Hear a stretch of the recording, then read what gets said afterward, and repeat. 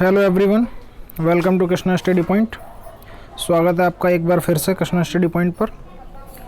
आज हम उत्तर प्रदेश लेखपाल भर्ती के बारे में आपको बताने जा रहे हैं। यूपी ट्रिपल एस सी इसका एग्ज़ाम कंडक्ट कराती है।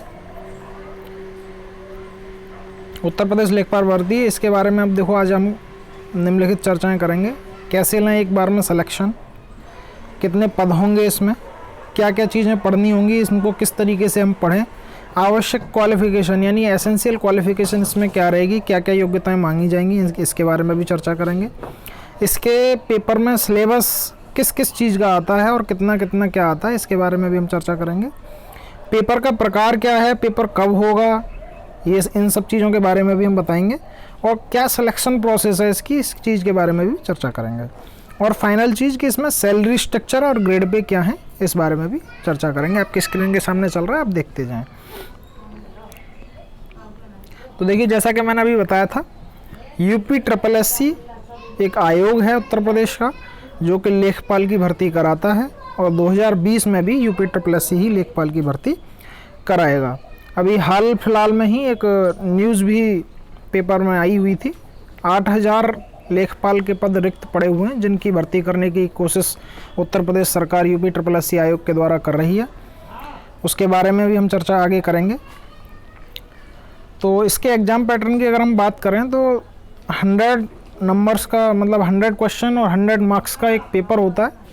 सिंगल पेपर कंडक्ट कराया जाता है यूपी ट्रिपल एस सी के थ्रू, जिसमें मैथ के 25 क्वेश्चन।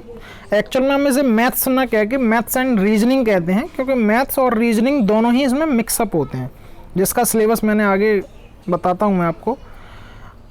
और 25 क्वेश्चन जनरल हिंदी के रहते हैं जिनके मार्क्स 25। अच्छा, मैं एक चीज़ बताता चलूँ, इसमें 100 क्वेश्चन जो रहते हैं वो हर एक नंबर का रहता है, यानी हर एक 1 मार्क्स का रहता है। तो इसमें मैथ्स के 25 क्वेश्चन 25 मार्क्स के, general Hindi 25 question 25 marks, general knowledge जैसे हम सामान्य ज्ञान कहते हैं, इसमें सारी चीज़ें आ जाती हैं, 25 क्वेश्चन, ये भी 25 मार्क्स। और एक अलग से सेक्शन होता है जिसे हमें अलग से पढ़ने की आवश्यकता होती है। यदि आप किसी कंपटीशन पेपर की तैयारी कर रहे हैं तो जनरली बच्चा है मैथ, हिंदी और सामान्य ज्ञान, ये सब चीज़ें तो सब में आती हैं लगभग, तो ये सब पढ़ते हैं। लेकिन इसमें एक चीज़ एक्स्ट्रा आती है जिसे हम कहते हैं rural development and rural society, यानी ग्राम स्वराज एवं ग्राम विकास। इसके भी 25 क्वेश्चन इसमें आते हैं, जो भी 25 मार्क्स के होते हैं। तो मतलब कुल मिला के 100 प्रश्न होते हैं जिनके अंक 100 होते हैं। और आपको 1.5 घंटे का समय यानी 90 मिनट्स का समय आपको दिया जाता है। और मेरे हिसाब से ये पर्याप्त समय है आपको किसी भी पेपर को हल करने के लिए, 100 क्वेश्चंस के लिए। आपको मैं अब सिलेबस पर ले चलता हूँ।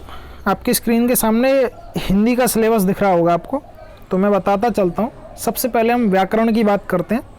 व्याकरण में क्या है, वर्णमाला हैं, वर्णाक्षर हैं, इन सब चीज़ों के बारे में बात करेंगे कि कौन सा क वर्ग है, च वर्ग है, त वर्ग है, इन सब चीज़ों को कहाँ से कैसे बोला जाता है, इनका प्रोनाउंसिएशन कैसे करते हैं, इन सब चीज़ों को देखना होगा आपको। फिर शब्दों का उपयोग है, शब्द कहाँ कौन से उपयोग किए जाएंगे, इनके बारे में भी हम आगे और बताएंगे आपको। वैसे सिलेबस में अभी डिस्कस कर रहा हूँ। फिर आगे रस आते हैं, छंद आते हैं, अलंकार आते हैं, संधि आती हैं, समास आते हैं, पर्यायवाची शब्द आते हैं, समानार्थी शब्द आते हैं, विलोम शब्द आते हैं। ये सब चीज़ें मेरे हिसाब से आप जानते होंगे। तत्सम एवं तद्भव शब्द भी इसमें आते हैं। और आपने देखा होगा वाक्यांशों के लिए शब्द निर्माण, जो कुछ वाक्य दे दिए जाते हैं और उनके लिए एक शब्द हमें देना होता है, ऐसे क्वेश्चन भी उसमें आते हैं। और ये एक पेपर एक मल्टीपल टाइप क्वेश्चन है, मतलब ऐसे कह सकते हैं, इनमें मल्टीपल चॉइस क्वेश्चंस होते हैं। 100 क्वेश्चन के हर एक के 4-4 ऑप्शन दे रखे होंगे, उनमें से एक कोई सही होगा, वो आपको टिक करना होता है। जनरली अब तक ये ऑफलाइन ले लिया जाता था, लेकिन पिछली बार से पेपर ऑनलाइन हो गया है, तो इस बार भी कोशिश यूपी ट्रिपल एस सी आयोग की शायद ऑनलाइन की रहे। वो मैं जब भी notification UP triple S C आयोग की तरफ से आएगा वो मैं आपको बताता रहूँगा। फिर लोकोक्तियाँ एवं मुहावरे भी आते हैं, त्रुटि से संबंधित अनेकार्थी शब्द भी आते हैं, वर्तनी सही करने के लिए आती हैं या गलत की पहचान करने के लिए भी आती हैं। जैसे कवित्री, इस तरीके से जो वर्तनियों में अशुद्धता होती है उसको चेक करने के लिए दिया जाता है। वाक्य संशोधन भी आते हैं, कारक आते हैं, फिर लिंग आते हैं, फिर वचन आते हैं, रूप विभक्ति जो भी होती हैं वो भी कभी कभी पूछ लिए जाते हैं। तो ये हिंदी का सिलेबस था। अब तक हमने हिंदी के सिलेबस के बारे में बात की, अब हम मैथ्स एंड रीजनिंग के सिलेबस के बारे में बात करेंगे। मैंने मैथ्स एंड रीजनिंग इसलिए साथ में लिया है क्योंकि इस पेपर में संभवतः देखा गया है कि जो मैथमेटिक का पोर्शन है वो रीजनिंग के साथ मिक्स होकर आता है, या ऐसे कह सकते हैं कि रीजनिंग का सिलेबस मैथ्स के साथ मिक्स होकर आता है। तो इसमें हम ये कहेंगे पहला टॉपिक इसमें अर्थमेटिक एंड स्टैटिस्टिक है, यानी जो भी आपकी सांख्यिकी होती है वो। फिर दूसरा नंबर सिस्टम। नंबर सिस्टम आप बहुत अच्छे तरीके से जानते हैं, पूर्ण संख्याएं, पूर्णांक, प्राकृतिक संख्याएं, whole number, natural number, integers, इन सब के बारे में हम जानेंगे। परसेंटेज एक अलग से चैप्टर ही होता है पूरा। प्रॉफिट लॉस रहता है, स्टैटिस्टिक रहती है, formula of facts, bar chart, pie chart, आपने ग्राफ वगैरह पढ़े होंगे, बार चार्ट के रूप में होता है, एक पाई चार्ट के रूप में होता है, हिस्टोग्राम्स होते हैं। और स्टैटिक में हम 3 चीज़ें बहुत अच्छे तरीके से पढ़ते हैं, 10th लेवल की ही होती हैं, मीन, मीडियन एंड मोड, यानी माध्य, माध्यिका और बहुलक। ये 3 चीज़ें बहुत ही इम्पोर्टेंट हैं और पूछी ही जाती हैं। आगे एलजेब्रा है, एलजेब्रा में बहुत सारी सर्वसमीकाएँ होती हैं, फार्मूलेज होते हैं, उन सब का इस्तेमाल करते हुए क्वेश्चन बनते हैं। एलसीएम एचसीएफ आते हैं, रिलेशन बिटवीन एलसीएम एचसीएफ आते हैं, इक्वेशंस आती हैं, क्वाड्रेटिक इक्वेशंस आती हैं, फैक्टर्स आते हैं, एरिया थ्योरम आती हैं। अच्छा, अगर हम जियोमेट्री की बात करें तो उसमें मैक्सिमम पोर्शन ट्राइंगल और पाइथागोरस थ्योरम पर डिपेंड करता है, क्योंकि ये पेपर 12th बेसिस होता है, यानी आगे हम इसकी क्वालिफिकेशन की भी बात कर लेंगे। इसमें 12th स्टैंडर्ड पास होना ज़रूरी होता है किसी भी बोर्ड से। तो इसमें जब हम जियोमेट्री की बात करते हैं तो उसमें maximum portion triangle, Pythagoras theorem, rectangle, square, trapezium, ये सारी चीज़ें चलती हैं। उनका पेरीमीटर है, स्क्वायर मतलब एरिया है, पैरेललोग्राम का एरिया है, ठीक है ना, सर्कल है, उन सब चीज़ों के बारे में हम देखते चलेंगे। अभी तो हम केवल सिलेबस की बात कर रहे हैं, तो मैं आगे बताता जाता हूँ। स्टेटमेंट, अब ये रीजनिंग वाला जो पोर्शन मिक्स होके आता है वो मैं बताने जा रहा हूँ। Statement and argument most important, यानी कथन एवं तर्क। फिर नंबर सीरीज आती हैं, फिगर काउंटिंग के लिए आते हैं, एज रिलेशन वाले, ब्लड रिलेशन वाले क्वेश्चंस आते हैं, कोडिंग डिकोडिंग आती हैं, स्लॉजिज्म भी बहुत अक्सर करके पूछा जाता है और आजकल कंपटीशन का ये फेवरेट हो गया है। रैंकिंग एंड ऑर्डर भी आता है, लॉजिकल रीजनिंग भी आती है, डाटा सफिशिएंसी भी आता है। डाटा सफिशिएंसी का सीधा सा मतलब ये है कि आपको जो कुछ डाटा दिया गया उससे आप क्वेश्चंस का आंसर दे सकते हैं या नहीं। अच्छा, अगर जनरल नॉलेज की बात करें तो जनरल नॉलेज का UPSSC आयोग द्वारा देखा जाए या किसी अन्य पेपर का देखा जाए तो बहुत वास्ट सिलेबस होता है। मैंने इसमें कोशिश की है कि आपको सही जानकारी बिल्कुल प्रोवाइड करा दी जाए कि क्या क्या आपको करंट से रिलेटेड पढ़ना है और लेखपाल के लिए क्या क्या आवश्यक होगा। तो जनरल साइंस का मेरा कहने से मतलब है physics, chemistry, biology 10th standard. उसमें से जो भी मल्टीपल ऑब्जेक्ट टाइप क्वेश्चंस बन सकते हैं आप उनको एक बार प्रिपेयर ज़रूर करें, उसमें से क्वेश्चन अवश्य आते हैं। फिर करंट अफेयर है, नेशनल इंटरनेशनल इंपॉर्टेंस, जो अभी हाल ही में करंट चीज़ें चल रही हैं उनके बारे में, या उनसे रिलेटेड हिस्ट्री है, या उनसे रिलेटेड जियोग्राफी है, उनसे रिलेटेड इंटरनेशनल रिलेशंस हैं, वो सारी चीज़ें। फिर इंडियन पॉलिटिक्स एंड इकोनॉमिक्स, इसके बारे में भी पढ़ना है आपको। Questions from the event that happen in daily life, specially the perspective of general science. जैसे बहुत सारी चीज़ें, मतलब ऐसे कह सकते हैं कि जनरल साइंस से रिलेटेड बहुत सारी चीज़ों के, इंस्ट्रूमेंट्स के आविष्कार होते रहते हैं, तो उन चीज़ों को हम देख सकते हैं कि इसमें क्वेश्चन कौन सा पुटअप हो सकता है या क्या चीज़ें पूछी जा सकती हैं, उन चीज़ों को भी हमें कवर अप करके चलना है।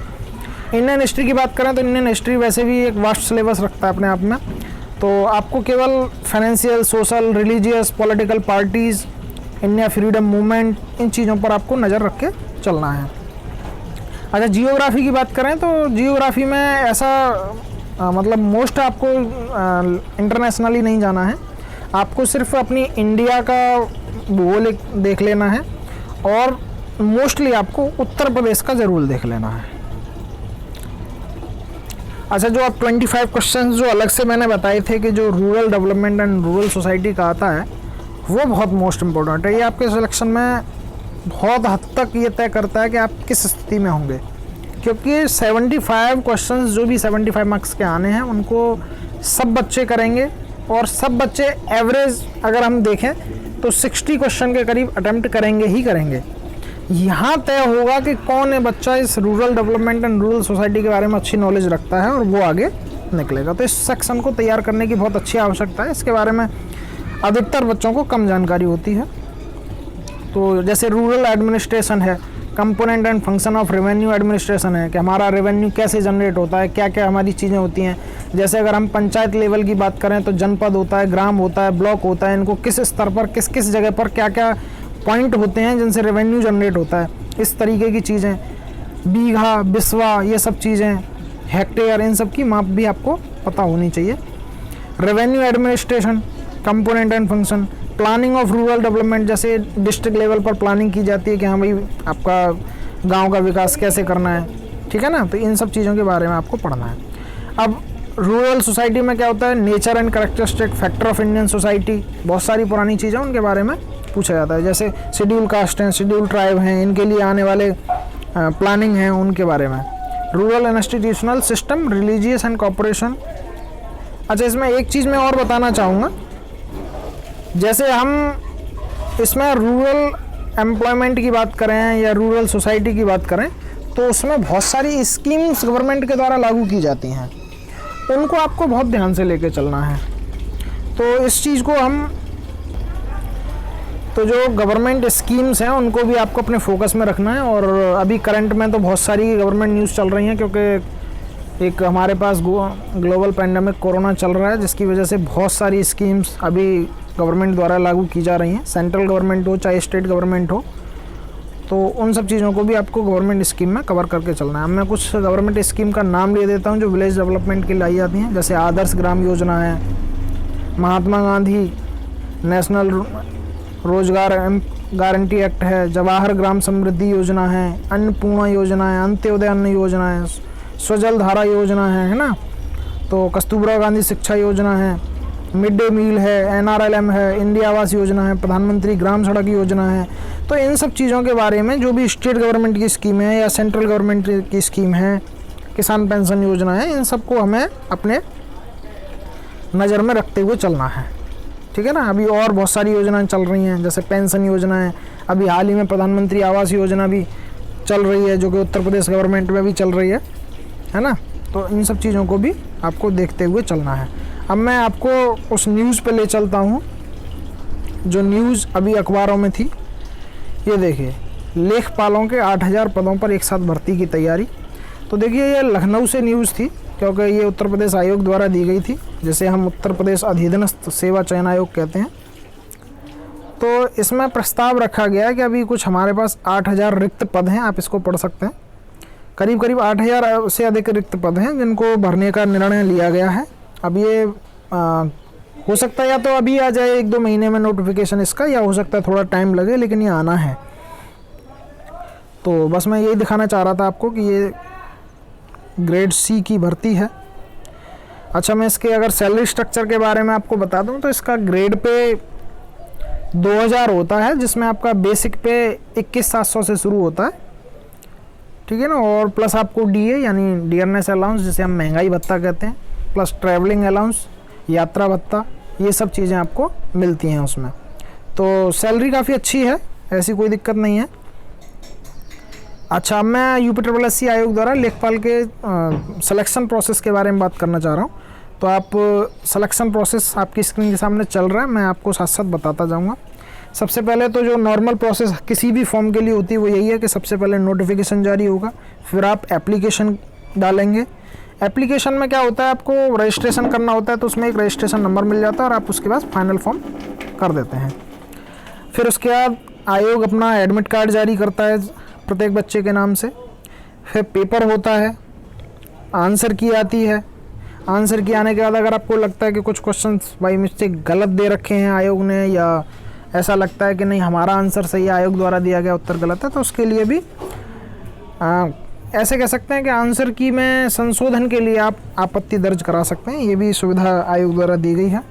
फिर आपको रिजल्ट की घोषणा की जाती है। जो बच्चे कट ऑफ क्लियर करते हैं या जितने पदों के लिए आवेदन चाहिए आयोग को, तो वो अपना उस हिसाब से कट ऑफ जारी कर देते हैं। फिर मेरिट लिस्ट जारी कर दी जाती है, उसमें आपका वरीयता क्रम देखा जाता है कि किसने किस ज़िले के लिए दिया हुआ है। और ऑर्डर के अनुसार इसको इस तरीके से समझ सकते हैं कि जिन अभ्यर्थियों की आयु अधिक होती है उनको पहले वरीयता दी जाती है अगर सेम केस नंबर पड़ जाता है तो। जैसे किसी के दो बच्चों के सेम नंबर हो जाते हैं तो उनका एज देखा जाएगा, जो एज ज़्यादा वाला है उसको पहले वरीयता दी जाएगी, और वरना अगर दोनों सेम एज के भी हैं तो फिर अल्फ़ाबेटिकली ऑर्डर से उनको वरीयता दी जाती है। फिर आपका डॉक्यूमेंट वेरिफिकेशन होगा, फिर आपको अपॉइंटमेंट लेटर इशू कर दिया जाएगा, और उसके बाद आपकी ट्रेनिंग कराई जाती है, जो कि लेखपालों के प्रशिक्षण संस्थान होते हैं उत्तर प्रदेश में ऐसे हैं। और लेकिन ये जब अपॉइंटमेंट देते हैं तो अस्थायी तौर पर आपकी नियुक्ति की जाती है, जो कि कुछ समय जितना मान लीजिए आपकी ट्रेनिंग का समय है तो प्रशिक्षण में आपको जो भी कार्य विषय के बारे में जानकारी दी जाएगी उसको आप अच्छे से कवर अप करें, और ट्रेनिंग के बाद आपको स्थायी परमानेंट अपॉइंटमेंट दे दिया जाता है, जो भी आपकी वर्क साइट रहेगी। तो मैं आशा करता हूँ आपको बहुत सारी जानकारियाँ मिल गई होंगी, और मैंने ये भी उसमें डाला है कि कैसे पढ़ें। तो देखिए, पढ़ने का 2 सिस्टम है। पढ़ने के लिए आप तो, क्योंकि अगर आप कॉम्पिटिटिव तैयारी कर ही रहे हैं या आपने मन बना ही लिया है कॉम्पिटिटिव तैयारी करने का, तो मेन पार्ट आपके पास 75 क्वेश्चंस यानी मैथ, हिंदी, रीजनिंग और जीके है, वो आपको कवर अप करना ही करना है जो मैंने सिलेबस दिया उसके अकॉर्डिंग। दूसरा, rural development and rural society के लिए आप टारगेट पेपर आता है उसको कवर अप कर सकते हैं। टारगेट टाइम्स पेपर आता है जो कानपुर से पब्लिश होता है, उसको भी, ऐसा नहीं हम उसका कोई प्रचार कर रहे हैं, लेकिन इस चीज़ को आप ऐसे समझ सकते हैं कि उसमें बहुत सारा कंटेंट अच्छा होता है, आप उन चीज़ों से भी इसकी तैयारी कर सकते हैं। और मुझे लगता है कि मेरे द्वारा जानकारी आपको अच्छी लगी होगी। Thanks for watching, like, share and subscribe Krishna study point. Thank you very much.